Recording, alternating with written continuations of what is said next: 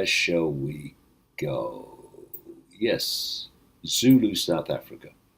South Africa's Zulu nation joins white farmers in fight against government land seizures.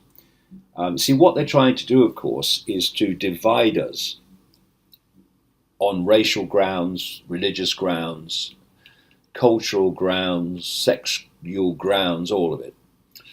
And what we need to do is come together in intelligence, which is why they want to dumb us down, so we don't do that. But the largest ethnic group in South Africa, the Zulus, have spoken out against the stealing of land without compensation in the country. This is the government taking the land from white farmers. Zulu is ready to cooperate with the country's white farmers, known as Afrikaners or Boers. Zulu King Goodwill Zwelithini has said the group will cooperate with South African minority rights group AfriForum. And here we have from this Zulu leader a bit of basic common sense, which was not noted in Zimbabwe under Mugabe, which is why that nation went through a period of near famine and mass hunger when they took away farms from white farmers that knew how to farm and gave it to people who didn't know how to farm, and therefore the food dried up. So here you have a Zulu leader who's actually got the intelligence to see that. The Zulu nation I'm talking about will not exist if we don't have food, he said. That's why I say farmers must come closer so that we discuss what we can when we talk about agriculture and the availability of enough food in the land. That's why I'm asking Anti-Forum of the Boers to come and help us, he said, quoted by E! News Channel Africa. Because when the government started about the appropriation of land, expropriation without compensation, Boers down tools. There is no food in South Africa, he added.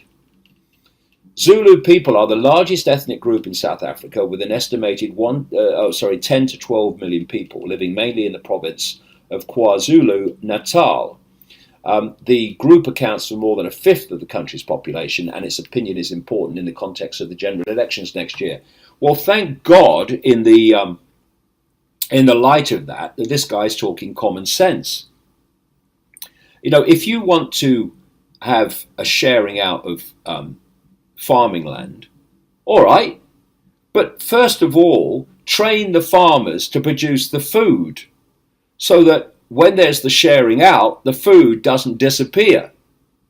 But what they did in Zimbabwe under this lunatic leader, Mugabe, is they just took the land from the white farmers, killed a lot of them, as they are doing in South Africa,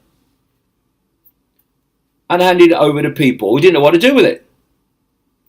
That's not equality, it's insanity. And what happened is they went through a massive food shortage. I mean, it's a joke. And the point is this, you know, I say this till my face turns blue.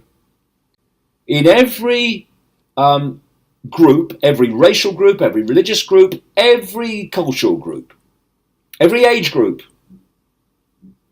you will find lovely people, intelligent people, okay people, psychopaths, and idiots. Now, the choice is which of the group you put into power. And of course, with politicians, it's usually psychopaths and idiots that actually get to the real power. And so, changing from white minority rule, one-party state, to black majority rule, one-party state, where the people don't choose the leader in South Africa, the National African Congress do, the ANC. They choose the leader because whoever is chosen to be leader of the ANC, because of the way politics works and voting works in South Africa, is destined to be the leader at the election because of the massive vote for the ANC.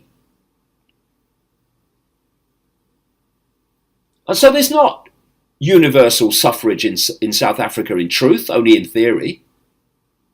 It's still a one-party state, just change the colour of the one party. But they haven't changed the idiots in power. And thus, you have what's going on in South Africa. But thank goodness this Zulu leader is he's seeing through the nonsense and seeing the basic practicalities